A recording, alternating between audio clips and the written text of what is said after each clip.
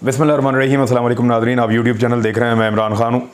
एक तो इमरान खान साहब ने जलसा किया है और उसके ऊपर फीडबैक आ रहा है। उसकी तस्वीर आप देख सकते हैं, पूरे पाकिस्तान में चल रही हैं और जलसे के जो मनाज़र हैं वो भी आप देख रहे हैं।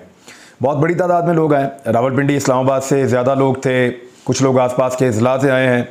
एक रैली भी निकाली उसमें इमरान खान साहब ने, और उस रैली के हवाले से वज़ीर दाखिला पाकिस्तान राना सनाउल्लाह साहब का ये कहना है कि वो साबिक़ वज़ीर-ए-आज़म इमरान खान ने क्योंकि रैली की इजाज़त नहीं मांगी हुई थी, लिहाजा इसका भी मुकदमा दर्ज करेंगे। अब ये खालिसतन एक पॉलिटिकल एक्टिविटी है। मेरे ख्याल में सियासी मामलात के ऊपर मुकदमात नहीं किए जाने चाहिए, और ये माजी में भी अगर किसी पार्टी के ऊपर हुए हैं तो गलत हैं, और आज भी अगर होंगे तो ये गलत होंगे। सियासत करना सारों का हक़ है और सबको ये हक़ मिलना चाहिए। दूसरा, लोगों ने वैसे भी आना ही था रावलपिंडी से, तो अगर वो एक रैली की शक्ल में है तो इससे कोई ज़्यादा फ़र्क नहीं पड़ता। और जितने भी लोग आते हैं जलसों में, जुलूसों में, वो अपने अपने जुलूस लेके जलसों के अंदर रैली की सूरत में ही आते हैं। तो ये गैर ज़रूरी है जो राना सनाउल्लाह साहब कह रहे हैं, लेकिन उनको एक पॉलिटिकल स्टेटमेंट है, उनको देना चाहिए, और वो अपनी पार्टी के लिए पॉलिटिकल स्टेटमेंट देते हैं राना सनाउल्लाह साहब। और उन्होंने ये भी कहा कि मैं फ्रेश शेल मैंने मंगवाए हैं, मैं अब इस मरतबा एक्सपायर आंसू गैस नहीं मारूंगा, ज़रूरत पड़ी तो फ्रेश जो शेल हैं आंसू गैस के वो मारूंगा। और पिछली दफ़ा जैसे उन्होंने किया था राना सनाउल्लाह ने, उसकी मिसाल कम मिलती है पाकिस्तान की तारीख में जितनी उन्होंने आंसू गैस चलाई थी। इमरान खान साहब का खिताब बहुत इंपॉर्टेंट था, इस पर मैं बात करूंगा। और IMF हमारी लकीरें निकलवा रहा है नाक से, ये मरीम नवाज़ ने कहा। क्यों कहा? लोटो के मामले पे मरीम नवाज़ साहिबा के साथ क्या हुआ लाहौर के जलसे में, वो भी आपको बताऊंगा। और इस्लामाबाद पुलिस ने एक ट्विटर पुलिसिंग शुरू की है, वो कैसे एक अजीबोगरीब काम उन्होंने किया PTI के जलसे को नाकाम बनाने के लिए, वो भी आपके सामने रखूंगा। और एक और चीज़ मैंने आपके लिए रखी हुई है, और ये भी ख़ास चीज़ आपको इसी वीलॉग में दिखाएंगे। सबसे पहले इमरान खान साहब ने क्या कहा वो सबसे इंपॉर्टेंट है। लेकिन इमरान खान साहब के हवाले से इस्लामाबाद पुलिस जो है वो कभी कह रही थी कि दाएं जानिब से पत्थर आया स्टेज के ऊपर, लिहाजा रोका जाए, ये किया जाए। और ट्विटर के ऊपर अहकाम जारी कर रही थी कि पाकिस्तान तहरीक इंसाफ की इंतजामिया अब ये करे, अब ये करे, अब ये करे। और फिर इस्लामाबाद पुलिस ट्विटर पे बता रही है कि स्टेज के पीछे एक बंदा खड़ा हुआ है और वो मशकूक आदमी है। यानी ये ट्विटर के ऊपर कौन सी पुलिसिंग हो रही है?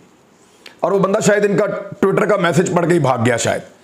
तो मामला ये है कि ये पुलिस का काम है सिक्योरिटी प्रोवाइड करना, ना कि इन चीज़ों को पॉलिटिसाइज करना। ये एक पॉलिटिकल पार्टी के सेल की तरह पुलिस काम ना करे, वो एक रियासती इदारा है और उसको अपनी तौकीर का, अपनी इज्जत का ख्याल करना चाहिए। और एक पॉलिटिकल पार्टी की वफादारी में इतना आगे नहीं निकलना चाहिए गवर्नमेंट की कि वो दूसरी पॉलिटिकल पार्टी को अपना दुश्मन बना ले। यहाँ किसी की भी हुकूमत आ सकती है, आपको कभी काम करना पड़ेगा PTI के साथ, कभी पीपल्स पार्टी के साथ, कभी आपको किसी और पार्टी के साथ, PMLN के साथ आपको काम करना पड़ेगा। तो पुलिस को अपने आप को मैक्सिमम इन चीज़ों से दूर रखना चाहिए, और इदारों की इसी से इज्जत बनती है। जहाँ जहाँ इदारे ये गलती करते हैं कि अपने आप को पॉलिटिकल पार्टीज़ के ज़्यादा करीब ले आते हैं, वहाँ पर उनकी तौहीन शुरू हो जाती है। दूसरा ग्रुप जो है वो गालियाँ देना शुरू कर देता है, जैसा कि पाकिस्तान के बहुत सारे इदारों के साथ हुआ है और आज भी हो रहा है। इमरान खान साहब ने इस जलसे के अंदर कुछ नई चीज़ें की हैं, जैसा कि वो रैली लेकर खुद जलसे में आए। दूसरा, उन्होंने वीडियो के क्लिप्स दिखाए, ये भिगो के इमरान खान साहब ने लगाई हैं, और उन्होंने ये दिखाया और साबित किया कि जब मैं हुकूमत में था तो ये सारे क्या कहते थे। ये सब पेट्रोल के बारे में और महंगाई के बारे में क्या कहते थे, ये आप सुन लें। वो फिर उन्होंने सुनवाया कि ये पेट्रोल तो 70 रुपये सस्ता करना चाहिए, 70 रुपये लीटर होना चाहिए।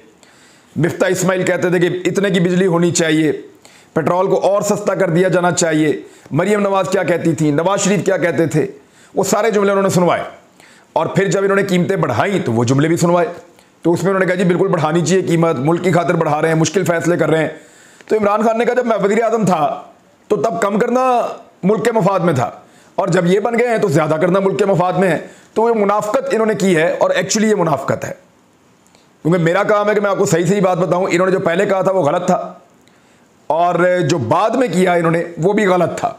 या तो पहले ही इमरान खान के दौर में कहते कि कीमतें बढ़ाओ, पाकिस्तान को नुकसान ना दो, उस वक्त ये कहते थे कीमतें कम करो, और जब अपनी हुकूमत आ गई तो फिर कीमतें इतनी ज़्यादा बढ़ा दी कि वो वैसे ही पाकिस्तान का नुकसान है।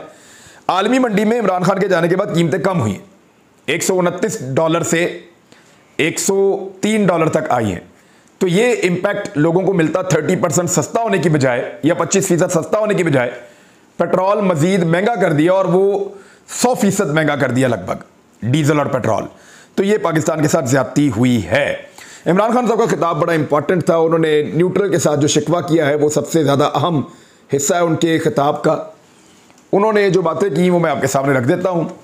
उन्होंने कहा कि 26 मई की सुबह मैंने धरना इसलिए नहीं दिया कि मेरी कौम और पुलिस और रेंजर्स आमने सामने आ जाते, और फ़ौज हमारे लिए बहुत ज़रूरी है, हमारा जीना मरना क्योंकि पाकिस्तान के साथ है, हमें ताकतवर फ़ौज की ज़रूरत है। पुलिस ने जो जुल्म किया वो सारी पुलिस ऐसी नहीं है। अगर 25 मई को जुल्म ना करते, पुलिस ये सारा कुछ ना करती, तो फिर लोग बहुत बड़ी तादाद में आते पूरे पाकिस्तान से, अवाम का समंदर इस्लामाबाद में होता और एक ही नारा लगाता, इम्पोर्टेड हुकूमत नामंजूर। आज सारी कौम देख ले कि यहाँ नहीं बल्कि पेशावर, लाहौर में 4 जगह, कराची और मुल्तान में लोग जमा हुए हैं और पाकिस्तान में हमारी कौम निकली हुई है। वाकई ये बहुत सारी जगहों पे लोग निकले हैं। मैं लाहौर का कंपैरिजन करवा रहा था, वहाँ मैंने रिपोर्टर से भी बात की, जो सोर्सेज हैं उनसे बात की, और जो विजुअल्स है वो भी देखे। मरीम नवाज़ साहिबा ने एक छोटे मैदान के अंदर, एक पार्क के अंदर उन्होंने जलसा किया है और बड़ी कड़ी सिक्योरिटी के अंदर उनका ये जलसा था, और बहुत दूर दराज से पूरे शहर से लोगों को ला के वहाँ बिठाया गया था। वो सिर्फ उस हल्के के लोग नहीं थे। लेकिन पाकिस्तान तहरीक इंसाफ ने 4 जगह पे इंतज़ाम किया हुआ था लाहौर में, 4 हल्कों में, ताकि लोग वहाँ पर आकर इमरान खान की तकरीर सुने। तो उन 4 जगह पे अगर अलग अलग भी आप आवाज़ ना करें तो हर जगह पे मरीम नवाज़ के जलसे से ज़्यादा लोग बैठे हुए थे। अब लोग कहेंगे ये मैं एग्जैजरेशन से काम ले रहा हूँ, और कुछ लोग एतराज़ करेंगे कि इमरान खान को फेवर मिल रही है मेरे इस व्लॉग में। तो मैं साबित कर देता हूँ आपको।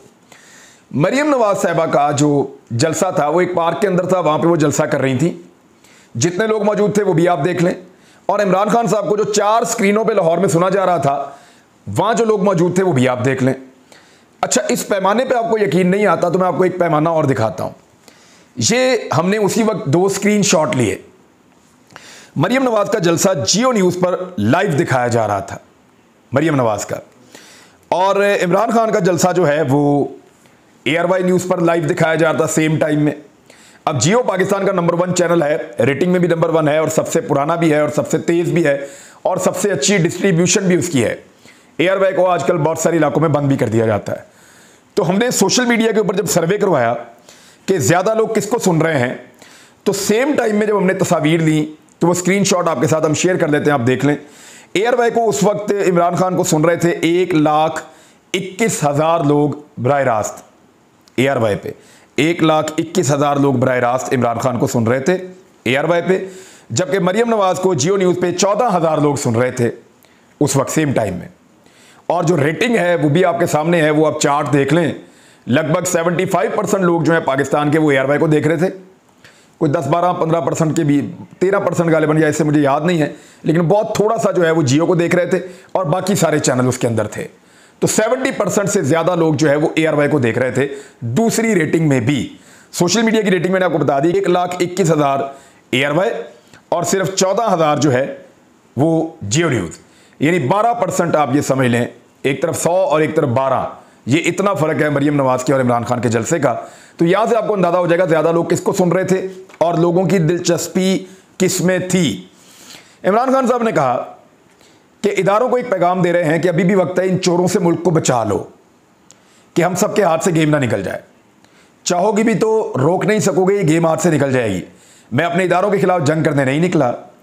एक तकलीफ़ यह है कि अमेरिका ने साजिश की, दूसरी तकलीफ़ यह है कि इस कौम को इतनी ज़्यादा तौहीन की कि बड़े बड़े डाकुओं को मुल्क पर मुसल्लत कर दिया गया।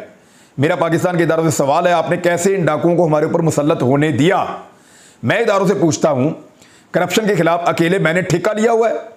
आप ऐसे लोगों को बिठा देते हैं तो मुल्क तबाह हो जाता है। उन्होंने पहले भी चोरी की और अब दूसरा NRO ले लिया है। अब नैब में तरमीम करके 1100 अरब इन्होंने बचा लिया है। इस मुल्क के इदारों से पूछता हूँ कि ये आपका पाकिस्तान नहीं है। अदलिया का काम है कानून की बालादस्ती कायम करना।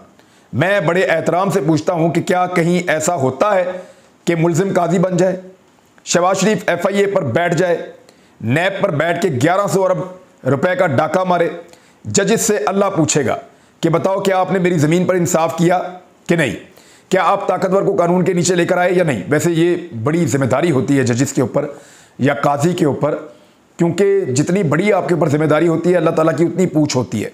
और जब अल्लाह ताला आपको ताकत देता है तो वो उस ताकत का हिसाब भी आपसे लेता है कि आपने उसको कहाँ पे इस्तेमाल किया है। फिर इमरान खान साहब ने कुछ पुरानी बातें हैं वो करते रहे हैं, लेकिन इदारों से उन्होंने कहा कि आपने इनको NRO लेने दिया, क्या आपको आज खुद नोटिस नहीं लेना चाहिए था, अदालत को उन्होंने कहा। और फिर उन्होंने कहा कि जो अपने मुखालिफिन है पॉलिटिकल के, इंपोर्टेड हुकूमत, cherry blossom, diesel, Asif Zardari, सुन लो हमारा जीना मरना पाकिस्तान में है, मेरी कोई जायदाद पाकिस्तान से बाहर नहीं है, सब कुछ मैंने बेच दिया है, अब जीना मरना यहां है। ये तो वैसे पता है इमरान खान साहब मुल्क छोड़ के तो भागने वाले हैं नहीं। इंपोर्टेड हुकूमत का जीना मरना पाकिस्तान में नहीं है। नवाज शरीफ का एहतसाब शुरू होता है तो वो मुल्क से बाहर भाग जाता है। अब फिर एनआरओ का इंतजार कर रहा है वापस आने के लिए। ये मुल्क नीचे जाता है तो इनको कोई फर्क नहीं पड़ता, ये बाहर चले जाते हैं। जब आसिफ जरदारी इक़्तिदार में आया तो हुसैन हक्कानी के जरिए अमेरिका को पैगाम दिया कि मुझे पाकिस्तानी फौज से बचाया जाए। आखिरत में सबसे सवालात होंगे और पूछा जाएगा, अल्लाह न्यूट्रल से भी पूछेगा कि कैसे इन चोरों को कौम पर मुसल्लत होने दिया। आज छोटे चोर जेलों में हैं और बड़े चोर हम पर मुसल्लत हैं, यानी हुक्मरान बनकर आ गए हैं। फिर उन्होंने भारत के मामले में नवाज शरीफ की जो दोहरी पॉलिसी है, दोगली, वो उन्होंने बताई और मोदी से मुलाकात फौज से छुप कर की, शादी पे बुलवाया। मुझे नौजवानों को समझाना है कि हमें अंग्रेज़ से आज़ादी चाहिए थी। अंग्रेज़ के ज़माने में निज़ाम बेहतर चलता था, कानून की बालादस्ती थी। हमने इसीलिए आज़ादी मांगी कि हम अल्लाह के सिवा किसी के सामने सर नहीं झुकाते। फिर इमरान खान साहब ने कहा कि मैं चाहता हूँ कि लोग जो हैं मेरे नौजवान ला इलाहा इल्लल्लाह पर उस तरह भरोसा करें जैसे मैं करता हूँ, और वो ये वादा करें और वो ये इस तरह के बन जाएं कि वो किसी के सामने ना झुकें, क्योंकि मैं ज़िंदगी में किसी के सामने नहीं झुकना चाहता और मैंने ऐसा किया है। और मैं नहीं चाहता कि मेरे मुल्क के नौजवान या आने वाली नस्लें किसी के सामने झुकें। तक इतनी, अपना ख्याल रखिए, अपने चैनल का भी। अल्लाह हाफ़िज़।